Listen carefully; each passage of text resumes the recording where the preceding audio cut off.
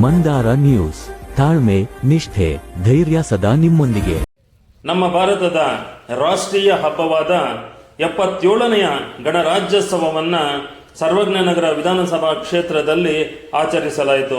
ಕಾರ್ಯಕ್ರಮಕ್ಕೆ ರಾಜ್ಯಾಧ್ಯಕ್ಷರಾದಂಥ ಬಸವರಾಜ ಪಡಕೋಟೆ, ರಾಜ್ಯ ಉಪಾಧ್ಯಕ್ಷರಾದಂಥ ಕಮಲೇಶ್ ರಾವ್ ಪಡ್ತಾರೆ, ರಾಜ್ಯ ಉಪಾಧ್ಯಕ್ಷರಾದಂಥ ಅನಿಲ್ ಕುಮಾರ್ ಹಾಗೂ ಬೆಂಗಳೂರು ನಗರ ಅಧ್ಯಕ್ಷರಾದಂಥ ನವೀನ್ ಕುಮಾರ್, ಬೆಂಗಳೂರು ನಗರ ಉಪಾಧ್ಯಕ್ಷರಾದಂಥ ಗೋವಿಂದ ರಾಜ್ ಅವರು ಹಾಗೂ ಕ್ಷೇತ್ರದ ಅಧ್ಯಕ್ಷರಾದಂಥ ಆನಂದ್ ರಾಜ್ ಅವರು ಭಾಗವಹಿಸಿ ಕಾರ್ಯಕ್ರಮವನ್ನು ಯಶಸ್ವಿಗೊಳಿಸಿದರು.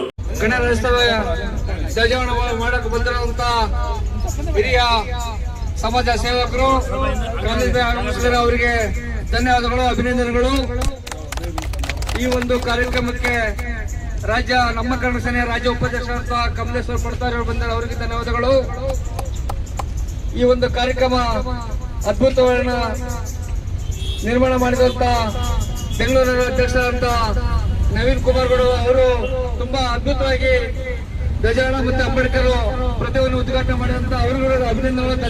ಭಾರತೀಯ ಬಂಧುಗಳೇ, ಇವತ್ತು 77ನೆಯ ಗಣರಾಜ್ಯೋತ್ಸವದ ಶುಭಾಶಯಗಳು ಹೇಳ್ತಾ ಇವತ್ತು ನಾವು ಧ್ವಜವನ್ನ ಏರಿಸಿದ್ದೇವೆ. ಬರ್ತೇವೆ, ಧ್ವಜ ಏರಿಸ್ತೀವಿ, ಅಷ್ಟು ಮಾತ್ರ ಗೊತ್ತು. ಆದರೆ ಇದರ ಹಿಂದೆ ಅನೇಕರ ಬಲಿದಾನ ಇದೆ. ಈ ಧ್ವಜ ಬರೋದಕ್ಕೆ, ಭಾರತಕ್ಕೆ ನಾವು ಏರಿಸೋದಕ್ಕೆ ನಮಗೆ ಒಂದು ಇವತ್ತು ಅಧಿಕಾರ ಹಕ್ಕನ್ನ ಕೊಟ್ಟಿದ್ದಾರಂದ್ರೆ ಇದ್ರ ಇದೆ. ಆ ಬಲಿದಾನದ ಫಲಿತಾಂಶವಾಗಿ ಇವತ್ತು ನಾವು ಧ್ವಜಾರೋಹಣ ಮಾಡಿದ್ದೇವೆ.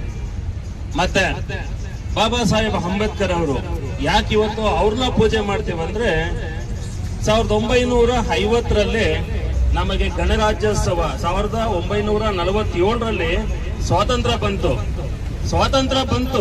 ಸ್ವಾತಂತ್ರ್ಯ ಬಂದ ಮೇಲೆ ನಾವು ಆಡಳಿತ ಯಾವ ರೀತಿ ಮಾಡಬೇಕು, ಸ್ವಾತಂತ್ರ್ಯ ಬಂದ್ರೆ ಸಾಕ, ಆಡಳಿತ ಮಾಡ್ಬೇಕಲ್ಲ, ಅದಕ್ಕೊಂದು ಸಂವಿಧಾನ ಬೇಕು. ಆ ಸಂವಿಧಾನ ಕೊಟ್ಟಿದ್ದು ನಮಗೆ ಬಾಬಾ ಸಾಹೇಬ್ ಅಂಬೇಡ್ಕರ್ ಅವರು. ಸಂಪೂರ್ಣವಾಗಿ 1950ರಲ್ಲಿ ಸಂಪೂರ್ಣವಾಗಿ ನಾವು ಸ್ವಾಧೀನವನ್ನ ಭಾರತ ಬ್ರಿಟಿಷರಿಂದ ಸ್ವಾಧೀನ ಪಡೆದುಕೊಂಡ್ವಿ. ಹಂಗಾಗಿ ಇವತ್ತು ಗಣರಾಜ್ಯೋತ್ಸವ ಅಂತ ಹೇಳಿ ನಾವು ಎಲ್ಲ ಇಡೀ ಭಾರತದಲ್ಲಿ ಆಚರಣೆ ಮಾಡ್ತಾ ಇದ್ದೇವೆ.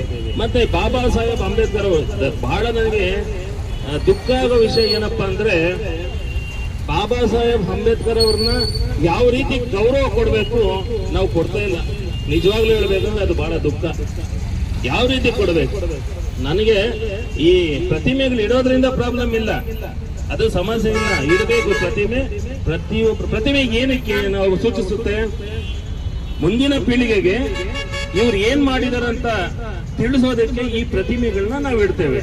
ಆದ್ರೆ ಇವತ್ತು ಏನಾಗ್ತಾ ಇದೆ ಗೊತ್ತಾ, ಕಸ ಎಲ್ಲ ಹಾಕಲ್ಲ, ಕಸ ಎಲ್ಲ ಹಾಕ್ಬಾರ್ದು, ಕಸ ಇರೋ ಕಡೆ ಆ ಕಸ ಕ್ಲೀನ್ ಮಾಡಕ್ಕೆ ಅಂಬೇಡ್ಕರ್ ಅವ್ರ ಸ್ಟ್ಯಾಚ್ಯೂನ ಇಡ್ತಾ ಇದ್ದಾರೆ. ಇದು ಬಹಳ ದುಃಖಕರ. ಇದನ್ನ ನಾನು ಖಂಡಿತ ವೈಯಕ್ತಿಕವಾಗಿ ಖಂಡಿಸ್ತೇನೆ. ನಾನು ಸಂಘಟನೆಯಿಂದ ಖಂಡಿಸಲ್ಲ. ನಾನು ನೋಡಿದ್ದೀನಿ ನಮ್ಮ ಕ್ಷೇತ್ರದಲ್ಲಿ ಅನೇಕ ಕಡೆ ಎಲ್ಲೆಲ್ಲಿ ಕಸ ಹಾಕ್ತಾ ಇದ್ರು ಅದು ಕ್ಲೀನ್ ಮಾಡ್ಸಕ್ಕೆ ಅಲ್ಲೊಂದು ಪ್ರತಿಮೆನ ತಂದು ಇಡ್ತಾ ಇದ್ದಾರೆ. ಅದಲ್ಲ, ಬಾಬಾ ಸಾಹೇಬ್ ಅಂಬೇಡ್ಕರ್ ಅವ್ರನ್ನ ಯಾವ ರೀತಿ ಗೌರವ ಕೊಡ್ಬೇಕಂದ್ರೆ, ಒಂದು ಪಾರ್ಕ್, ಒಂದು ಉದ್ಯಾನವನ, ಒಂದು ಸ್ಟೇಡಿಯಂ, ಒಂದು ಕ್ರೀಡಾಂಗಣ ಎಲ್ಲಿದೆ ಅಲ್ಲಿ ದೊಡ್ಡದಾಗಿ ಕಟ್ಟಿ. ಇವಾಗ ಯಾಕೆ ನಮ್ಮ ಕಾಚಾರನಹಳ್ಳಿಯಲ್ಲಿ ಒಂದು ಅಷ್ಟು ಜಾಗ ಇದೆ, ಸರ್ಕಾರಿ ಜಾಗ ಇದೆ, ಅಲ್ಲಿ ದೊಡ್ಡ ಪ್ರತಿಮೆ ಯಾಕೆ ಮಾಡಬಾರ್ದು? ಎಲ್ಲಂದ್ರೆ ರಸ್ತೆಗಳಲ್ಲಿ ಯಾಕೆ ಇಡಬೇಕು? ಅವರ ಗೌರವವನ್ನ ನಾವು ರಸ್ತೆಗೆ ತರ್ತಾ ಇದ್ದೀವಿ. ಇದು ಬಹಳ ದುಃಖಕರವಾದ ವಿಷಯ. ಇದನ್ನ ನಾನು ಖಂಡಿಸ್ತೇನೆ. ದಯಮಾಡಿ ಯಾರೆಲ್ಲ ಪ್ರತಿಮೆ ಮಾಡ್ಬೇಕಂತಿದ್ದೀರಾ ಅದನ್ನ ಒಂದು ಕಮಿಟಿ ಮಾಡ್ಕೊಳ್ಳಿ.